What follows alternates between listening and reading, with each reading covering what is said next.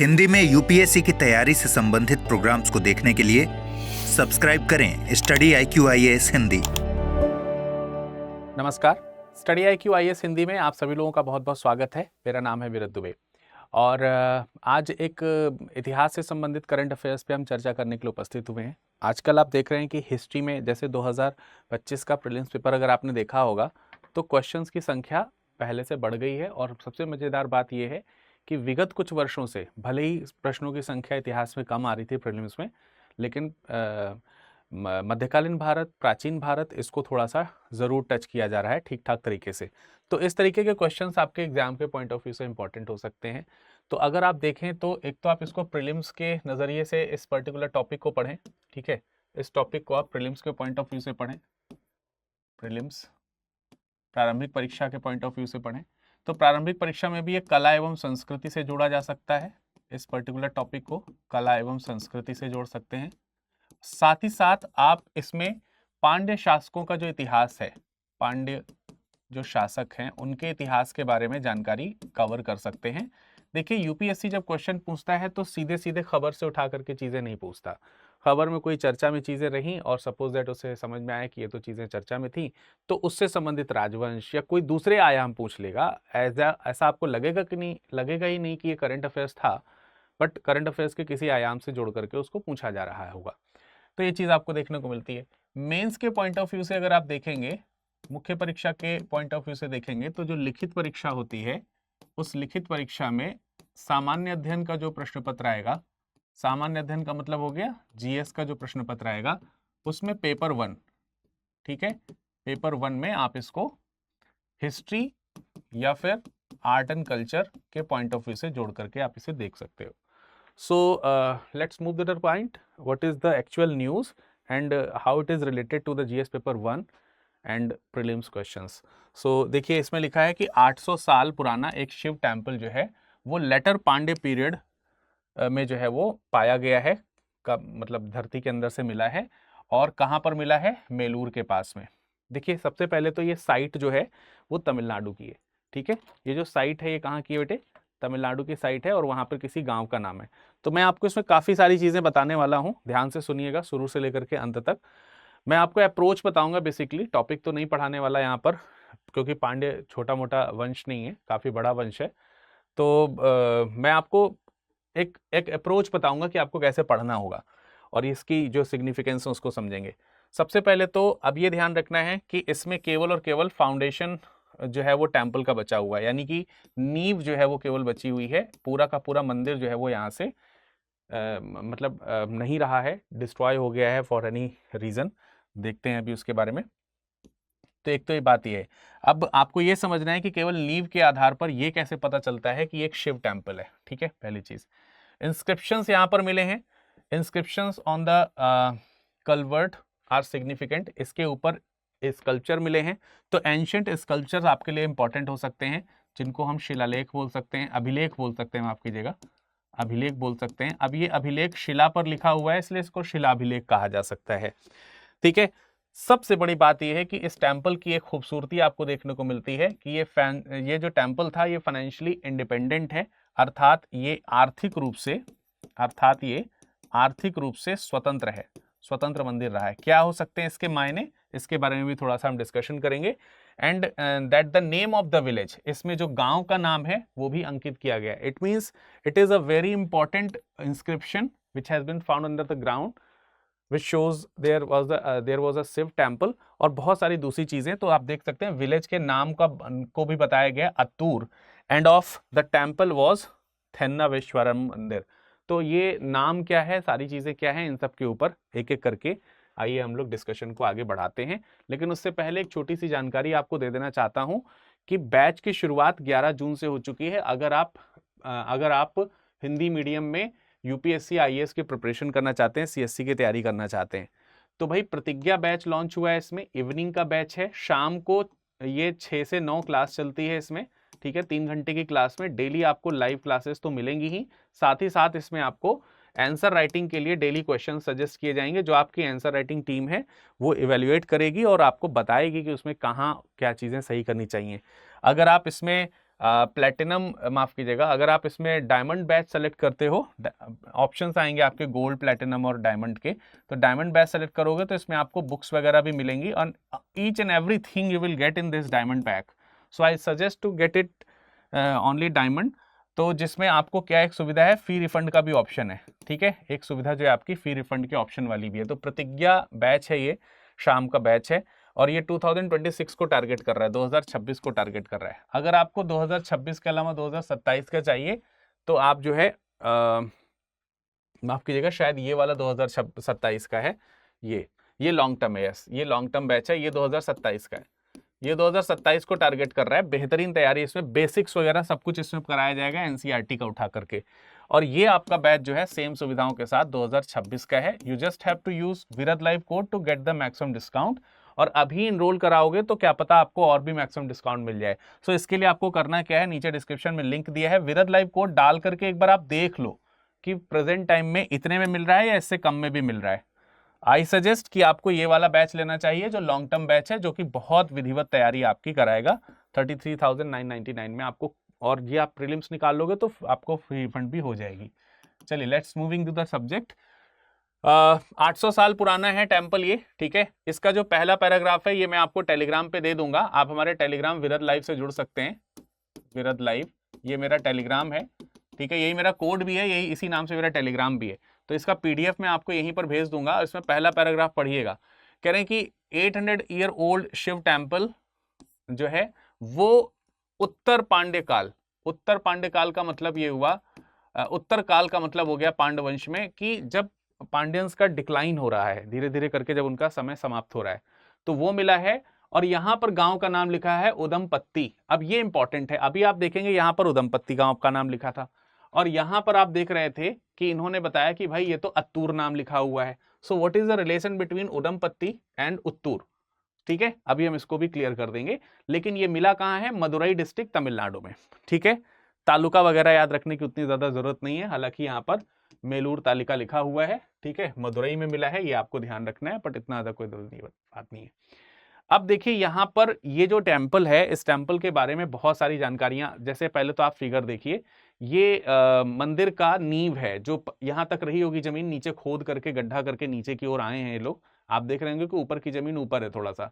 तो ऐसा कहा जाता है कि कुछ बच्चे जो है वो खेल रहे थे गांव के पास में, तो उनको कुछ जमीन में गड़ा हुआ दिखाई दिया, तो उन्होंने गांव की जो प्रधान होते हैं उनको बताया, प्रधान ने फिर आगे खुदाई कराई थोड़ा सा, और उसके बाद एक्सकवेशन डिपार्टमेंट जो है उसको यहाँ पर संपर्क किया गया। तो प्रॉपरली इसकी खुदाई करने से पूरी के पूरी नीचे फाउंडेशन यानी कि नींव दिख रही है, और इसके ऊपर पूरा एक आपको इंस्क्रिप्शन इसी के ऊपर लिखे गए हैं। आप देख रहे हैं इसको तमाम प्रकार की टेक्निक से इंस्क्रिप्शंस को उभारने का प्रयास किया जा रहा है। तो जो कुछ भी पढ़ा गया उसमें काफी इंपॉर्टेंट चीजें अभी आपको यहाँ पर देखने को मिलती हैं। सबसे पहले तो इसकी डेट जो निर्धारित हुई है तकरीबन 1217 से 1218 ईस्वी के आसपास आपको देखने को मिलती है। सो मेलूर तालिका है, उदमपट्टी गांव है, और उत्तर पांड्य काल का ये 800 साल पुराना शिव मंदिर है। पुलिया मिली हुई है और उस पुलिया पर शिलालेख अंकित है जो मैंने आपको बताया। और पुरातत्व विभाग इसके बारे में, इस टेम्पल के बारे में अपने कुछ दस्तावेज रखता है। उस दस्तावेज को 1974-75 का दस्तावेज है, उसमें अगर आप देखोगे तो तमिलनाडु राज्य विभाग जो है वो पुरातत्व विभाग के द्वारा 1974-75 में इस टेम्पल को लेकर के कुछ दस्तावेज प्रकाशित करता है। हालांकि ये टेम्पल तब तक जानकारी में नहीं रहा, परंतु अभी जो है ये इसको जो है जमीन के अंदर से इसके अवशेष पाए गए हैं, और जितना भी भाग सुरक्षित है वो काफी कुछ इतिहास कहने के लिए पर्याप्त नजर आ रहा है। जैसे कि आधारशिला जो मिली है उसमें उत्कीर्ण चित्र और जो इसका शिल्प शास्त्र है, अर्थात उसकी बनावट, उसकी संरचना के बारे में, शिल्प शास्त्र का मतलब मंदिर संरचना के बारे में, मंदिर संरचना के बारे में यहाँ पर चीजों की जानकारी मिल रही है, और जानकारी भी आगे आएगी बट फिलहाल। और इसके ऊपर कुछ चित्र अंकित हैं। इन सब चीजों की जानकारी से पता चलता है कि यह शिव मंदिर होगा। तो जैसे आपके मन में ख्याल जा रहा हो कि भाई ये कैसे पता चला, ऊपर मंदिर है ही नहीं, नीचे केवल नींव से कैसे पता चल रहा है। So inscriptions are saying that this is a Shiva temple, ancient Shiva temple, right. So I hope कि आपको ये पॉइंट यहां पर क्लियर हो गया होगा। अब यहां पर 1217 से 1218 ईस्वी के आसपास का समय आपको देखने को मिल रहा है। मैंने आपको यहां पर दिखाया कि 1217 से लेकर के 1218 के आसपास का ये एरिया है, जो कि उस समय के संभावित शासक मरवर्मन सुंदर पांड्य, ठीक है, मरवर्मन सुंदर पांड्य के नाम से इनको जाना जा रहा है। शायद उस समय इनका शासन यहां पर रहा होगा, या मारवर्मन इनको कह सकते हैं आप, मारवर्मन सुंदर पांड्य, ठीक है, और शायद मारवर्मन प्रथम सुंदर पांड्य, ऐसा भी हो सकता है। तो इनके समय का है। बट आपने देखा कि टेम्पल के बारे में एक इंपॉर्टेंट पॉइंट यहां पर लिखा हुआ था, the temple is financially independent. देखिए जनरली क्या होता है कि बड़े बड़े जो टेम्पल्स बनाए जाते हैं वो किसी न किसी राजा के राजकोष से, यानी कि राजा की सहायता से बनाए जाते हैं, फिर उसको राजाओं के द्वारा संरक्षित रखा जाता है। ये फाइनेंशियली इंडिपेंडेंट है, अर्थात ये किसी राजकोष पर डिपेंडेंट नहीं है। इनफैक्ट इसके पास में, इस मंदिर के पास में अपने इतने सारे दान और सारी चीजें आती हैं कि इसकी वजह से अपना विकास, ये डेवलपमेंट खुद कर सकता था। ये टेम्पल जो है ये किसी की रियासत नहीं है, इसके ऊपर किसी का एक हम ये नहीं कह सकते कि होल्ड रहा हो या फिर किसी के नाम से ये चल रहा हो, ऐसा कुछ नहीं देखने को मिलता है। बट फिर भी ये पता चलता है कि पांड्य शासकों का थोड़ा प्रभाव रहा होगा। उसका रीजन यहां पर मैं आपको बता दे रहा हूं क्यों है। उसका रीजन यहां पर यह है कि आप देख सकते हैं कि जो टेम्पल मिला है उसका ये जो इंस्क्रिप्शन यहां से मिल रहे हैं, उसमें मंदिर का नाम जो है वो थेन्नावनीश्वरम लिखा हुआ है। एंड थेन्नावनीश्वरम में एक नाम आता है थेन्नावन के बारे में कहा जाता है कि ये जो पांड्य शासक हुआ करते थे, ये पांड्य शासकों की उपाधि थी। पांड्य शासक इस प्रकार की एक उपाधि लिया करते थे अक्सर। इट मींस कहीं ना कहीं ये शासक की सीमा के अंतर्गत उसकी राज्य की सीमा को, राज्य को तो दर्शाता है, बट किसी भी नाम को अभी तक यहाँ पर मतलब एग्जैक्टली अगर देखा जाए तो लेता हुआ ये मंदिर नजर नहीं आता, जो किसी को संरक्षण में देखता हूं। तो इसी प्रकार से हम कह सकते हैं कि वो आर्थिक रूप से वो स्वतंत्र है, राइट। अब कुछ और भी चीजें हैं इस मंदिर को लेकर के, जैसे नागनकुंडी जल निकाय की यहाँ पर एक बात की गई है, और बात की गई है कि इसको जो है वो बेचा गया। किसने बेचा, किसको बेचा, अगर उसकी चर्चा करें तो कलाविल नाडू वैसे जैसे तमिलनाडु में नाडू है, तो वैसे ही कलाविल नाम की कोई जगह है, उसके आगे नाम के आगे नाडू लगा। नाडू जनरली साउथ में गांव को कहा जाता है, गांव या कस्बे को नाडू के नाम से जानते हैं। तो कलाविल नाडू के एक सरदार हुआ करते थे जिनका नाम था अलागा पेरुमल।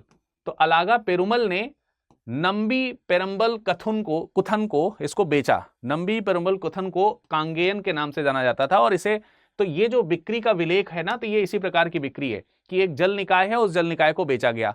देखिए साउथ के टेम्पल जो होते हैं ना, उनमें जल निकाय, जलकुंड, इनकी प्राथमिकता आपको देखने को मिलती है, ठीक है। अक्सर टेम्पल जो है वो उसमें जो है कुछ इस तरीके की नम भूमि या फिर जहां पर पानी इकट्ठा किया सकता हो, किसी तालाब की जानकारी आपको देखने को मिलती है। कहा जाता है कि ये जो व्यवसाय हुआ या तो ये जो खरीद फरोख्त हुई, ये 64 काशी में हुई। Now it is an another important thing कि उस समय कासू नाम के सिक्के चलते थे, कासू नाम के सिक्के चलाए जाते थे, जो 64 कासू में इसको जो है वो बेचा गया। तो ये दिखाता है कि भाई वहां पर इस तरीके की चीजें भी हैं। अब हम थोड़ा सा बात कर लेते हैं यहां पर पांड्यों के बारे में। तो जैसे आप लोग देख रहे होंगे, मैंने कहा कि भाई इसमें नाम आ रहा है कि प्रारंभिक पांड्यों की राजधानी हुआ करता था, मतलब माफ कीजिएगा, प्रारंभिक पांड्य जो हैं वो प्रारंभिक पांड्य, इसमें जो है लेटर पांड्य, सॉरी प्रारंभिक पांड्य नहीं, लेटर पांड्य जो है उनके समय का ये आपको मंदिर देखने को मिलता है। तो हम इस हिसाब से देखें तो मोटे मोटे तौर पर पांड्यों को हम 3 भागों में बांट सकते हैं, प्रारंभिक पांड्य, मध्यवर्ती पांड्य और परवर्ती पांड्य। परवर्ती मतलब लेटर वाले, बाद वाले जो पांड्य, और इसी में आपको अब मध्यकालीन कह लीजिए। अब बीच में गैप है 6वीं से 14वीं शताब्दी ईसा पूर्व और 14वीं से 16वीं शताब्दी ईसा पूर्व, तो यहीं कहीं आपको इन दोनों के बीच में ही कहीं पर आपको ये मंदिर मिलता हुआ देखने को मिलता है। ऐसे मारवर्मन सुंदर पांड्य का नाम मैंने आपको लिखाया, तो इनके समय में 1216 से 1238 की बात हो रही है इनका टाइम पीरियड का, और इसी में के समय में आप देख रहे हैं कि 1216 से 14 के बीच में शायद जो है आपको टेम्पल मिलता हुआ दिखाई दे रहा है।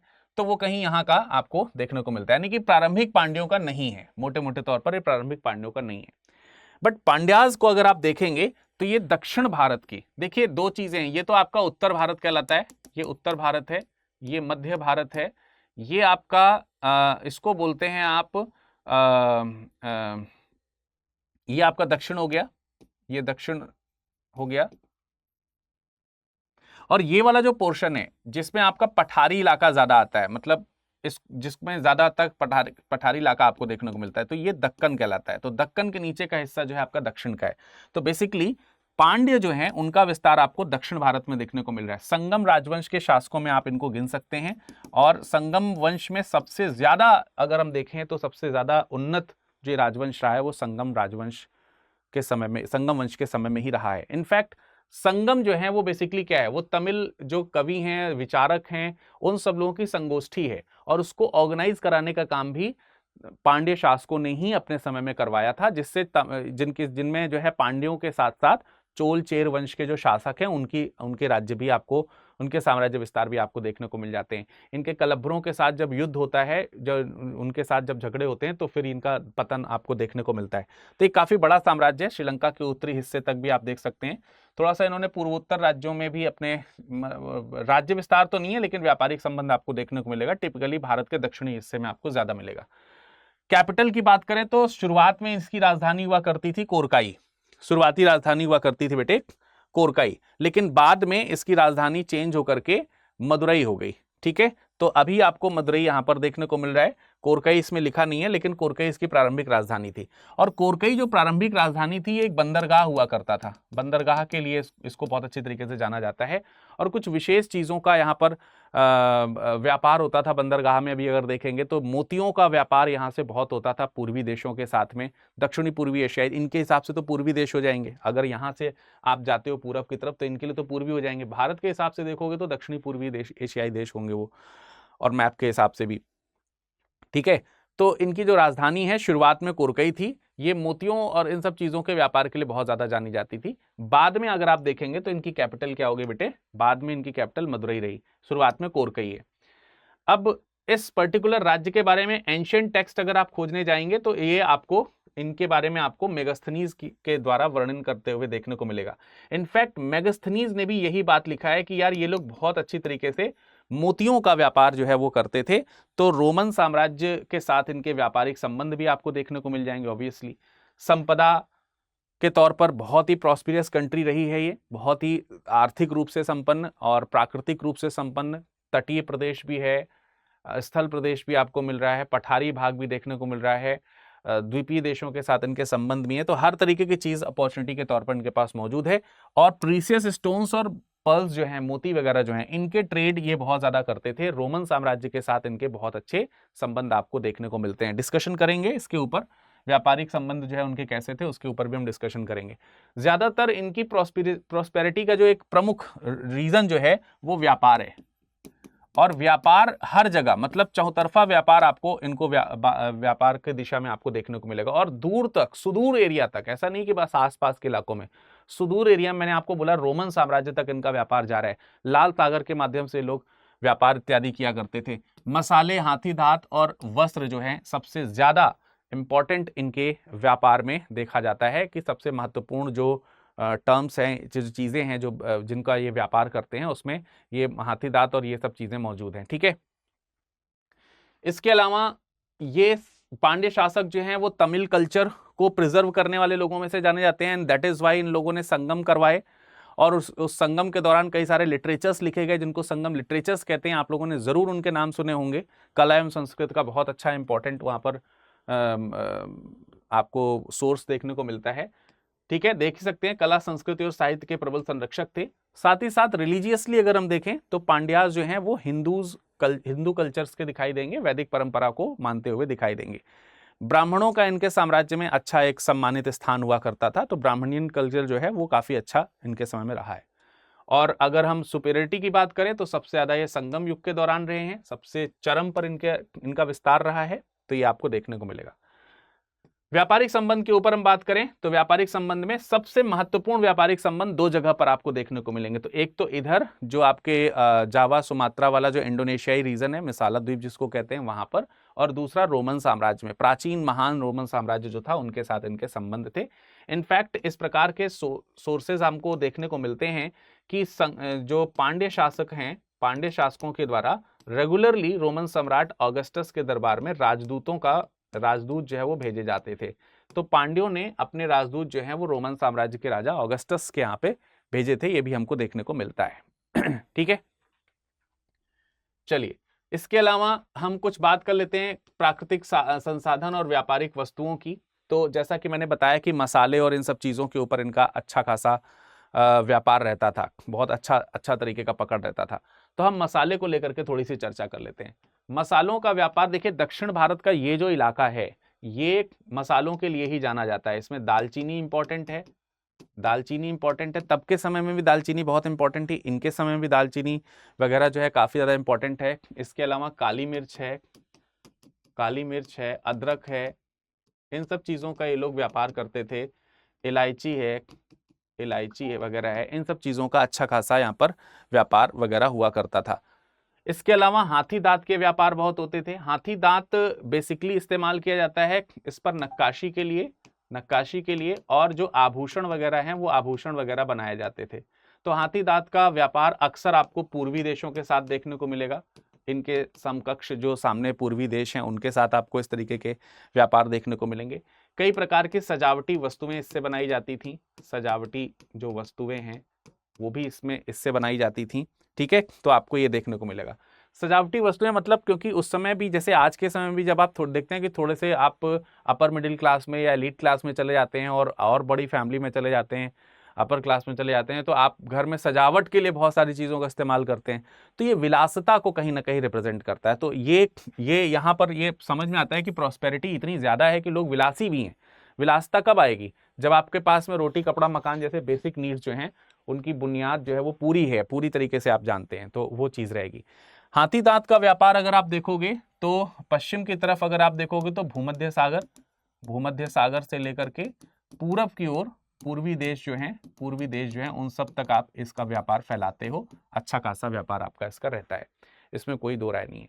फिर इसके बाद प्रीसियस स्टोन्स की बात की जाए तो प्रीसियस स्टोन्स में भाई सबसे पहले तो मोती वगैरह जो है वो बहुत इंपॉर्टेंट है। मोती तो मतलब पांड्य मतलब मोती का व्यापार, आप ऐसे समझ लो, बहुमूल्य पत्थरों में इस तरीके की चीजें। इसके अलावा मन्नार की खाड़ी जो है ना, मन्नार की खाड़ी, ये एक इंपॉर्टेंट,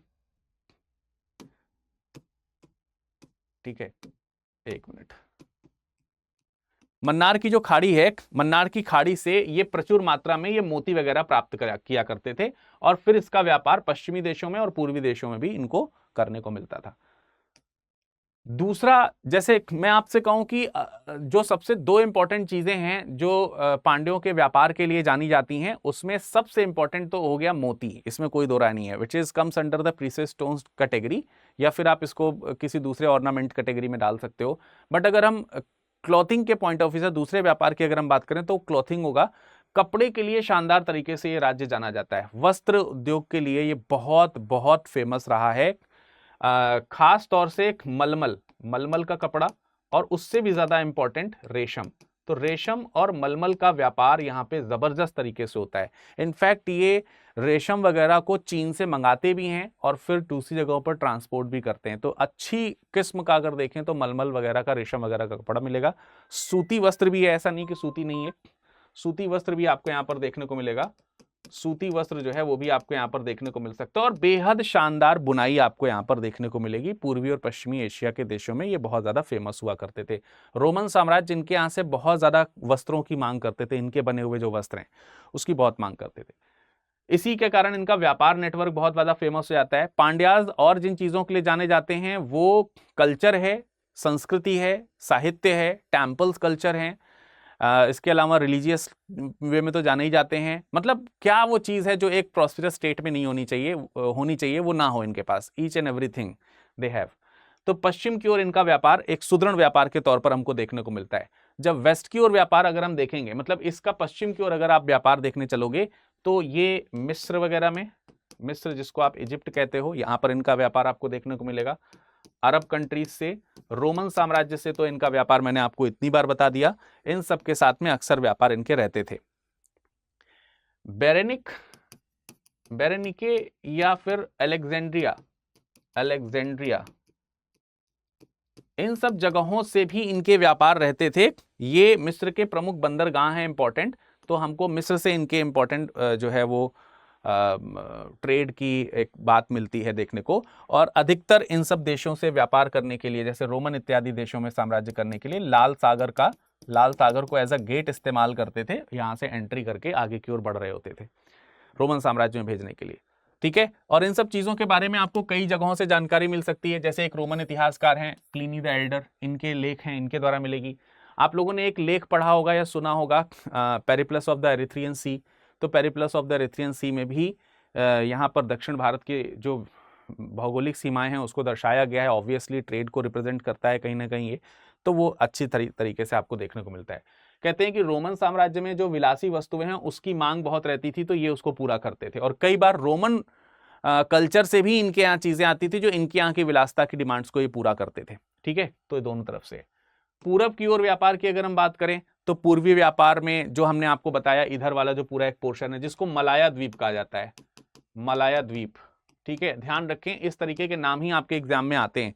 जैसे 2025 के पेपर में मलाया द्वीप से संबंधित क्वेश्चन पूछा गया था कि कौन सा राजा है जिसने मलाया द्वीप, जावा, सुमात्रा, श्रीलंका इत्यादि में अपने आप को अपनी विजय जो है वो हासिल करी थी। पल्लव शासक के वहां से क्वेश्चन पूछे गए थे। तो मलाया द्वीप है, इसको मलाया द्वीप बोलेंगे। ठीक है, आज के समय का दक्षिणी जो एशियाई देश है, दक्षिण एशिया देश हैं, ग्रुप जो है पूरा वो मलाया द्वीप कहलाता है। ठीक है, इसके अलावा पूर्वी देश में आप देखेंगे तो चीन के साथ इनके व्यापार हैं, और चीन के साथ जो व्यापार आपको देखने को मिलेंगे उसमें इंपॉर्टेंटली आप जो है रेशम का व्यापार करते हो, रेशम का बहुत शानदार व्यापार करते हैं। चीनी मिट्टी जो है, चीनी मिट्टी के जो बर्तन वगैरह हैं या फिर दूसरी पॉट्स वगैरह हैं उनको आप यहाँ पर व्यापार के तौर पर देख रहे होते हो। सो देखिए एक टेम्पल की वजह से कितनी सारी चीजें यहाँ पर इंपॉर्टेंट आपके एक नजर में आ गई। So that should be kind of approach. अब इसमें और अप्रोच आपको ऐड करना है, आप टेम्पल आर्किटेक्चर जो है, टेम्पल आर्किटेक्चर को इसमें ऐड कर लीजिए। पांड्य साम्राज्य में टेम्पल आर्किटेक्चर आप देख लीजिए, फिर अगल बगल के साम्राज्यों को देखिए। जनरली क्योंकि ये दक्षिण भारत के हैं तो यहाँ पर जो टेम्पल होगा वो द्रविड़ कल्चर का आपको देखने को मिलेगा। जो मंदिर की वास्तुकला शैली होगी वो द्रविड़ कल्चर की होगी, जिसमें बहुत बड़े बड़े से द्वार जो है वो लगाए जाते हैं, बहुत सुंदर नक्काशी की जाती है, बहुत विशाल इसमें पिरामिड आकार, ऊंचे ऊंचे जो शिखर है वो होते हैं। तो वो सारी चीज़ें आपको यहाँ पर देखने को मिलेगी। टेम्पल आर्किटेक्चर आप देख सकते हो। नाउ एक आपको मैं क्वेश्चन दे देता हूँ, दिखा देता हूँ। 2023 में ये क्वेश्चन पूछा गया था।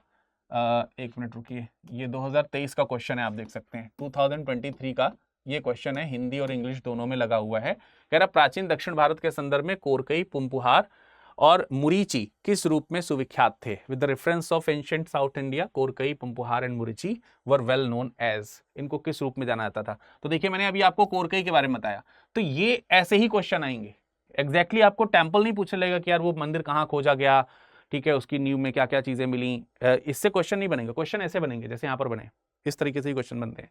ठीक है, तो आप देख सकते हो यहाँ पर राजधानी नगर था, पत्तन था, लौह इस्पात निर्माण केंद्र था, जैन तीर्थंकरों के बीच में था, क्या चीज था, ये आप कमेंट सेक्शन में हमें कमेंट करके बताइए। और इस क्वेश्चन का सही आंसर जानना चाहते हैं तो आप हमारे टेलीग्राम विरद लाइव से जुड़िए। ठीक है, विरद लाइव, तो मैं आपको इसमें कोई बीच में स्पेस नहीं है, स्पेस रहित है, तो विरद लाइव से जुड़िए, वहां पर आपको मैं इसका करेक्ट आंसर दे दूंगा, बता दूंगा। ठीक है, नाउ एक जाते जाते जानकारी दे देना चाहता हूं कि भाई 10 जून से बैच की शुरुआत हुई है शाम 6 बजे से, तो आप इसमें जुड़ सकते हैं। बैच की शुरुआत यहाँ पर हो चुकी है। ये आपका प्रतिज्ञा बैच है, इवनिंग का 2026 को टारगेट करता हुआ है। विरद लाइव कोड के साथ आपको मैक्सिमम डिस्काउंट मिलेगा। और लॉन्ग टर्म बैच अगर आप 2027 को टारगेट करना चाहते हो तो आप यहाँ पर विरद लाइव कोड के साथ 33,999 में आप जुड़ सकते हैं। डायमंड बैच चूज करेंगे तो आपकी फुल फी रिफंड हो जाएगी प्रीलिम्स क्वालिफाई करने पर। किताबें वगैरह सब इसमें आपको मिलेंगी, वीकली क्लास टेस्ट मिलेंगे, और मैं आपको वहां पर इतिहास पढ़ाता हुआ नजर आ रहा हूँगा। तो जरूर जुड़िएगा इस बैच के साथ। आपसे मिलते हैं बैच में। शुक्रिया। हिंदी में यूपीएससी की तैयारी से संबंधित प्रोग्राम्स को देखने के लिए सब्सक्राइब करें स्टडी IQ IAS हिंदी।